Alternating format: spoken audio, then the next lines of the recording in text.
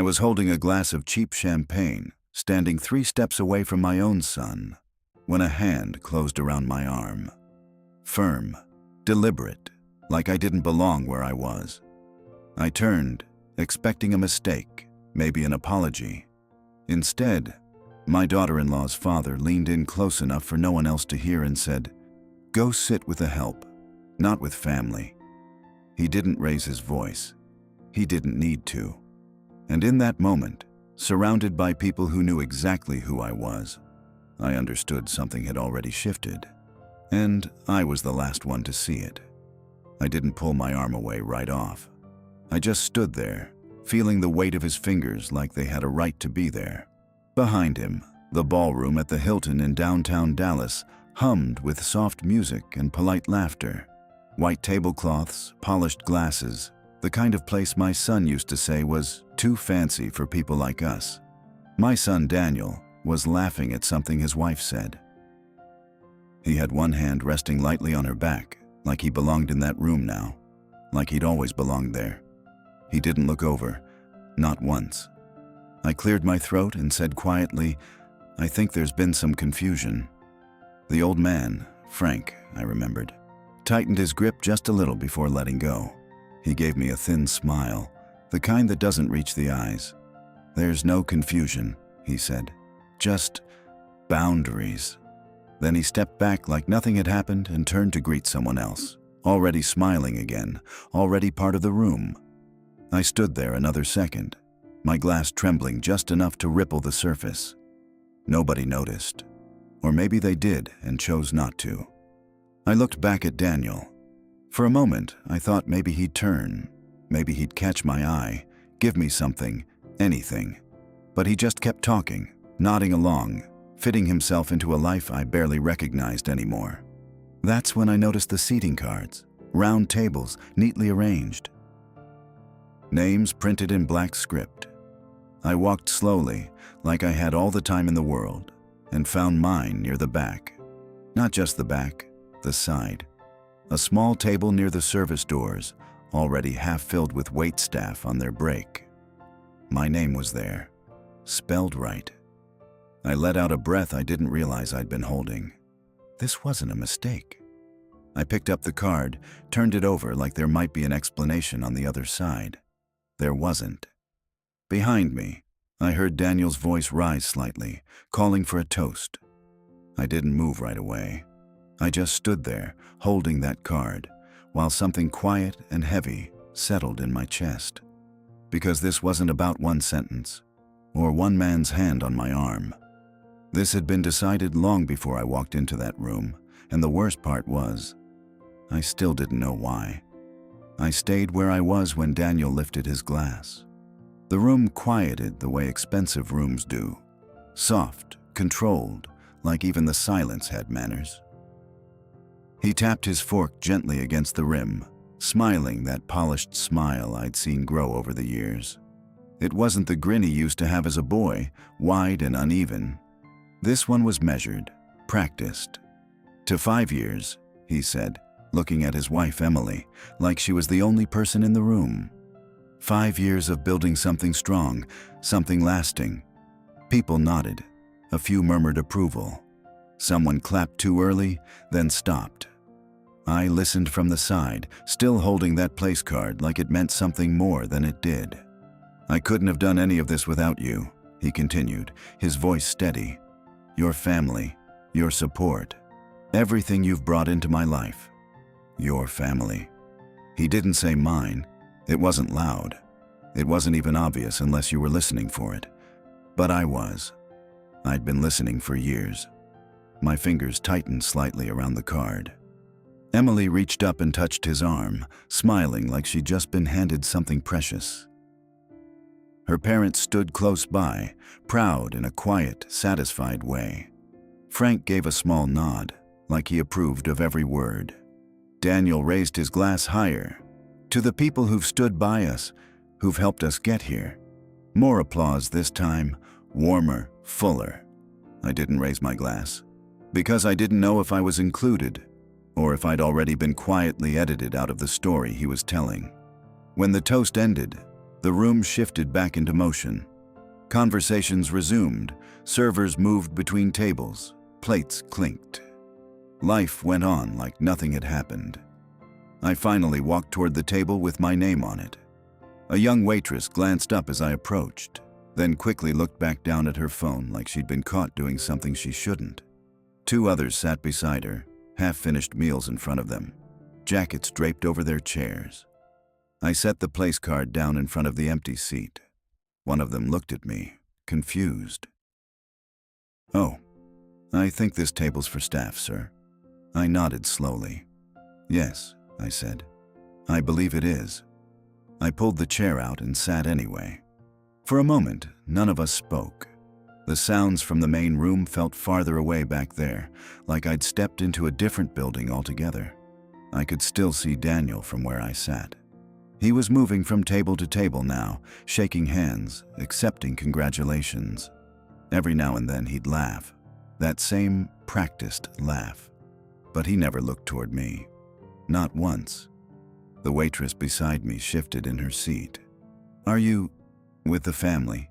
she asked carefully. I let out a quiet breath and looked down at my hands. "Yeah," I said after a moment. "I used to think so." She didn't know what to say to that. Neither did I. And as I sat there, surrounded by people who weren't meant to be part of the celebration, I started to realize this wasn't just about where they seated me. It was about where I'd been placed in his life a long time ago. And someone had made sure I finally saw it tonight. But the question that kept pressing in on me was simple, and it wouldn't let go. Who made that decision? And why didn't my own son stop it? I sat there longer than I should have. Long enough for the music to change, for plates to be cleared, for the first round of speeches to end and the second round of drinks to begin. Nobody came looking for me. Nobody asked where I'd gone. At some point, I set the champagne glass down, untouched. It didn't feel right holding it anymore, like I was pretending to celebrate something I wasn't part of. I watched Daniel from across the room, the way you watch someone you used to know. He moved easily through that crowd, stopping when he needed to, smiling when it counted. There was a confidence in him now, something solid, built. I remembered when he used to hesitate before speaking in a room full of people. Used to look at me first, just to make sure he was saying the right thing. That habit was gone.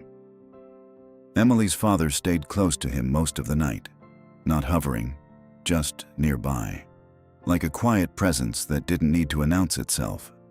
Every so often, Frank would lean in, say something low, and Daniel would nod. Not argue, not question, just nod. That stuck with me, because Daniel was never a man who nodded easily. Not with me. I leaned back in my chair, listening without trying to. The staff at my table had gone quiet, giving me space I hadn't asked for.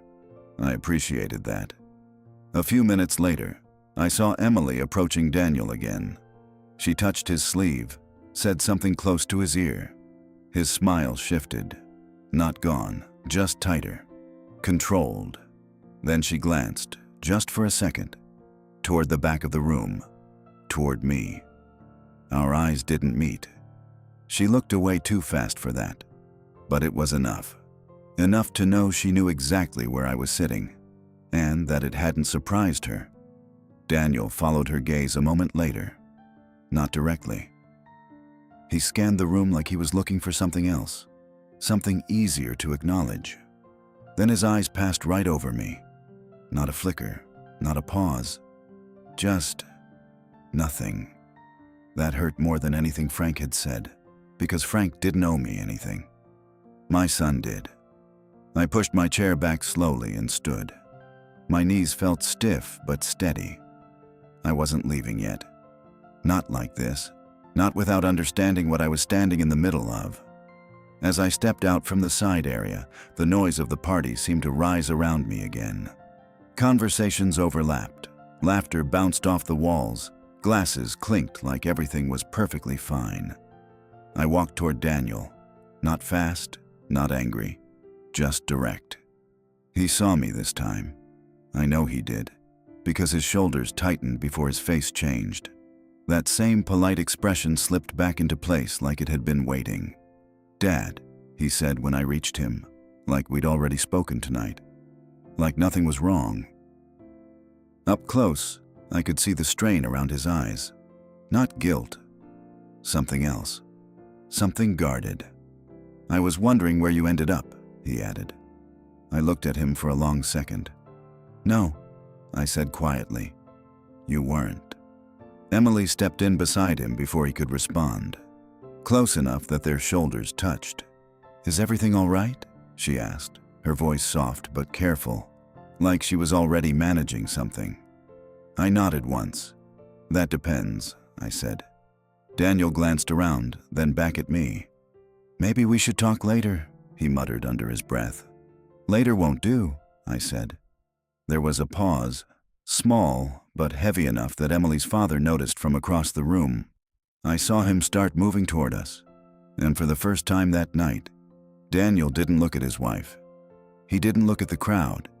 He looked at me like I just made a mistake.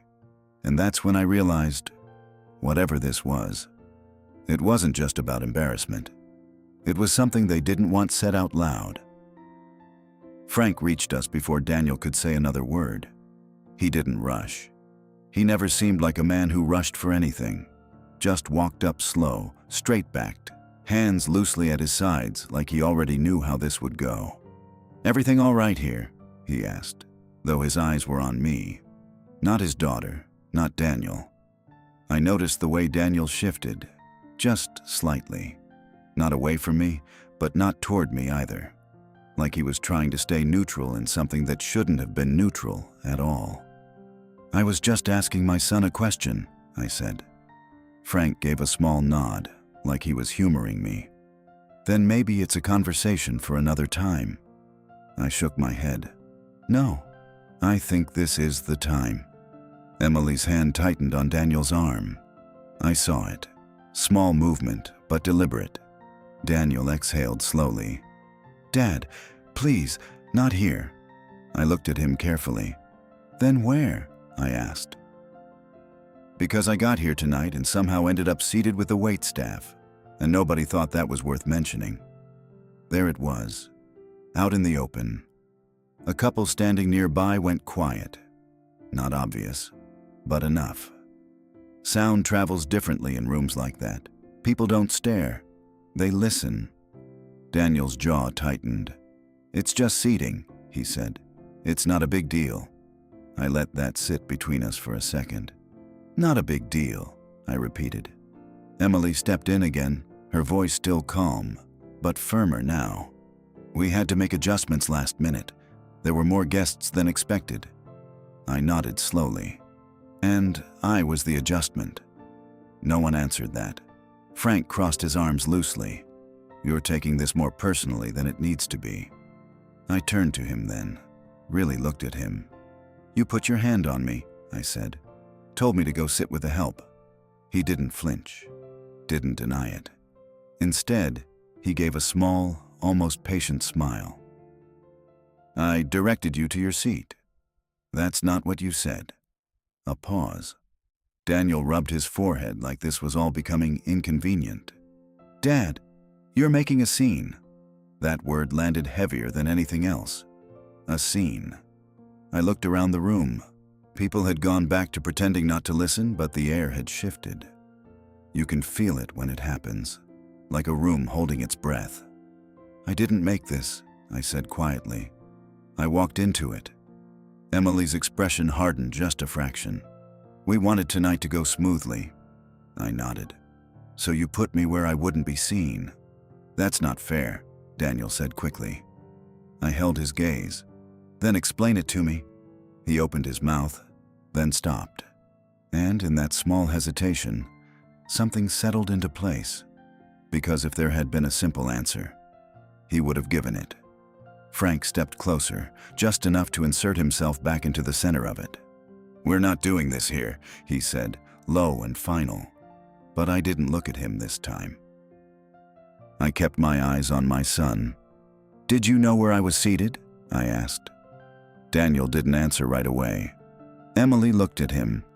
Frank didn't move, and that silence, that one long, quiet silence, told me more than anything they could have said. But it still wasn't the whole truth. Not yet. Daniel finally spoke, but it came out slower than I expected. Like he'd already gone over the words in his head and wasn't sure they'd hold up once they were said out loud. "Yes," he said. "I knew." It wasn't loud. It didn't need to be. Something in my chest settled. Not relief, not anger exactly. Just a kind of stillness that comes when the last piece you were missing finally drops into place. I nodded once. "All right."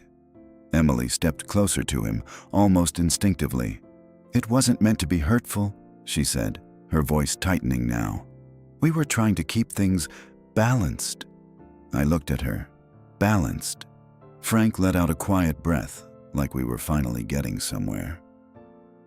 "There are expectations at events like this," he said. "Certain impressions that need to be maintained." I turned back to Daniel. "Is that what this is about?" He hesitated again, but this time he didn't look away. "It's not that simple," he said. "It usually is," I answered. His jaw shifted, and for a second, I saw something familiar in him. The boy who used to get cornered by his own choices. But it passed quickly. "Emily's family, they have business relationships here," he said. "Investors, partners, people who notice things." I didn't say anything. "They notice background," he added.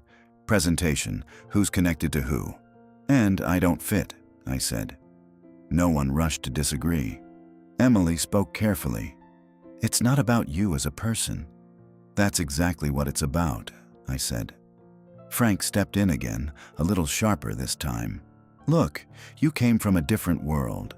There's nothing wrong with that, but it doesn't always translate well in certain environments." I let that sit. Different world. I thought about the small house in Tulsa where Daniel grew up. The nights I worked late, the mornings I packed his lunches, the years I spent making sure he never felt like he had less than anyone else. That different world paid for his education, I said quietly. It got him into rooms like this. Daniel's face tightened. "I know that." "Do you?" I asked.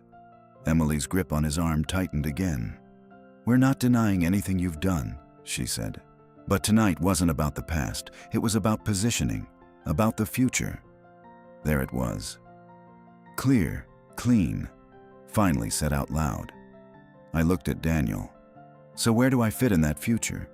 He didn't answer right away. Frank did. "You don't," he said.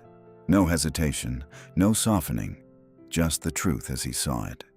The room didn't go silent this time, but it felt like it did to me. Everything else faded back, like I was hearing it through a wall. Daniel swallowed, then said quickly, "That's not what I said." But he didn't correct him either. I watched my son for a long moment. "You let him speak for you," I said. "That's not fair," he replied. But there was no weight behind it. I nodded slowly. "No, I guess it is." Emily exhaled, like she was tired of holding this together. "We didn't want it to come out like this," she said. I gave a small, almost tired smile. "Then how did you want it to come out?" No one answered that, because there wasn't a better version of it. I looked down at my hands, then back at Daniel. "All those years," I said quietly, "I thought I was helping you build something." He shifted, uncomfortable now. "I didn't realize," I continued, "I was building a place where I wouldn't be allowed to stand." Daniel's face changed at that. Just a flicker. Something real, something close to regret. But it didn't last. Because a moment later, he straightened his shoulders and chose where he was going to stand. And it wasn't with me. For a moment, nobody moved. The music picked back up somewhere behind us. Soft piano, like nothing had happened.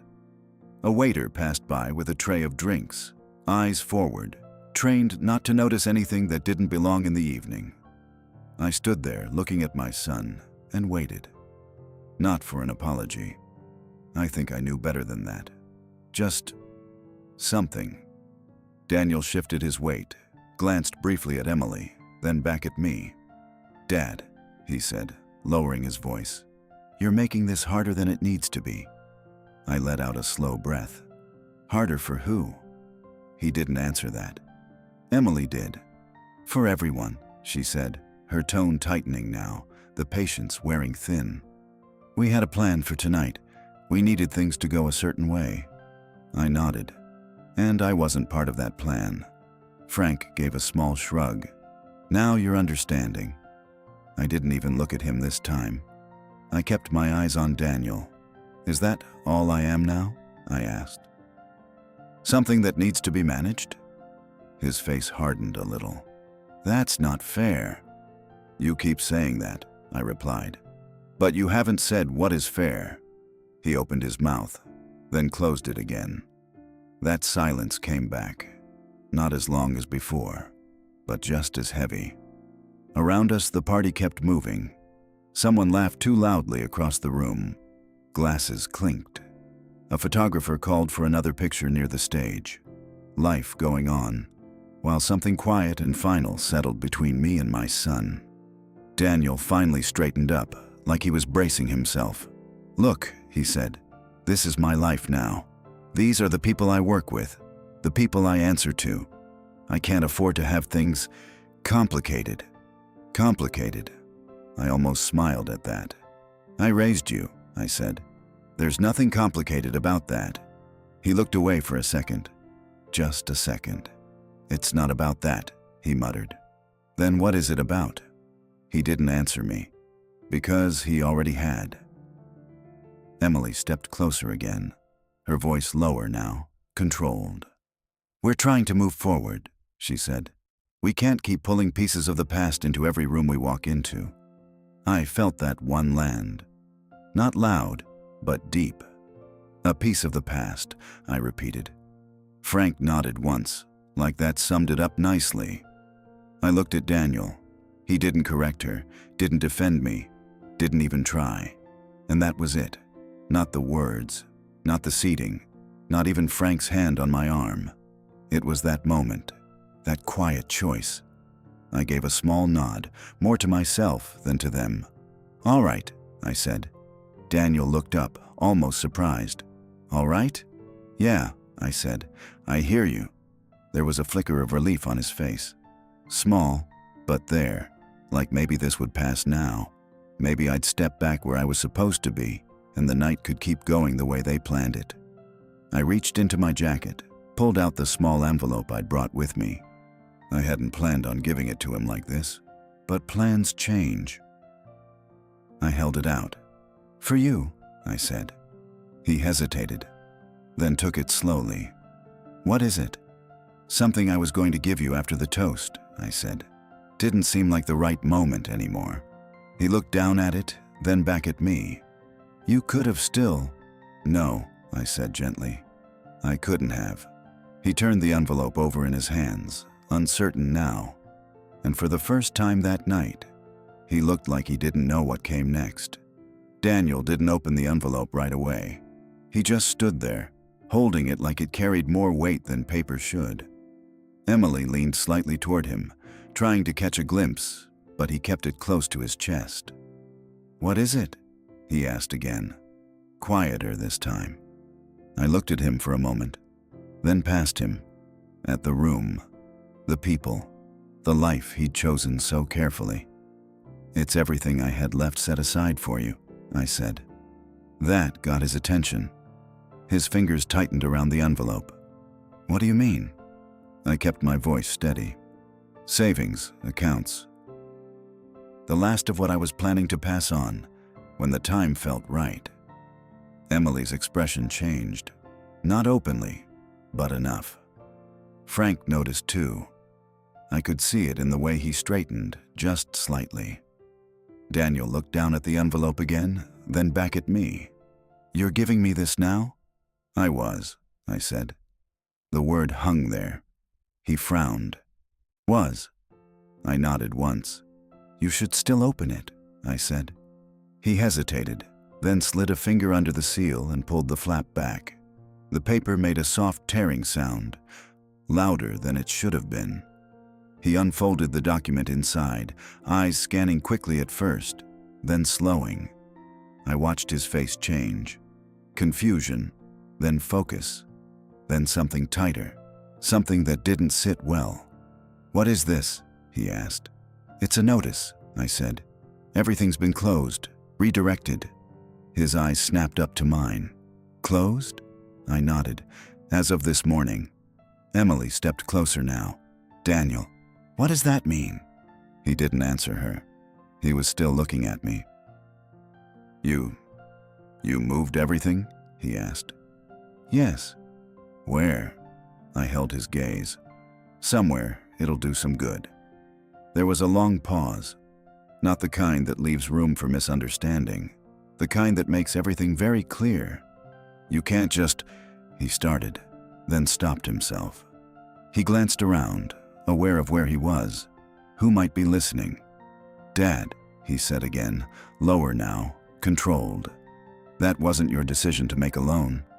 I almost smiled at that. "It always was," I said.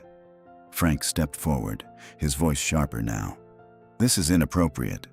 I turned to him, calm. "So was telling me where I belong." He didn't respond. Daniel ran a hand through his hair, pacing once, then stopping. This is extreme," he muttered. I watched him carefully. "No," I said. "This is clear." He looked at me again. Really looked this time, like he was trying to find the version of me he understood. But I wasn't standing where he left me. "You're doing this because of tonight?" he asked. I shook my head slowly. "No," I said. "Tonight just made it impossible to ignore anymore." Emily crossed her arms, her voice colder now. "So this is punishment." I met her eyes. "Call it whatever you need to." Daniel exhaled sharply, gripping the paper in his hand. "You're walking away from your own family over this?" I didn't answer right away, because I wasn't sure he even understood the question he was asking. I looked at him, at the man he'd become, at the space between us that didn't used to be there. And then I said, very quietly, "I think that already happened." He stared at me, and for a second, just a second, it looked like he was about to say something real, something honest. But then his eyes flicked past me, back to the room, back to the life he was protecting. And whatever it was, he let it go. If this story meant something to you, subscribe. There's more to come.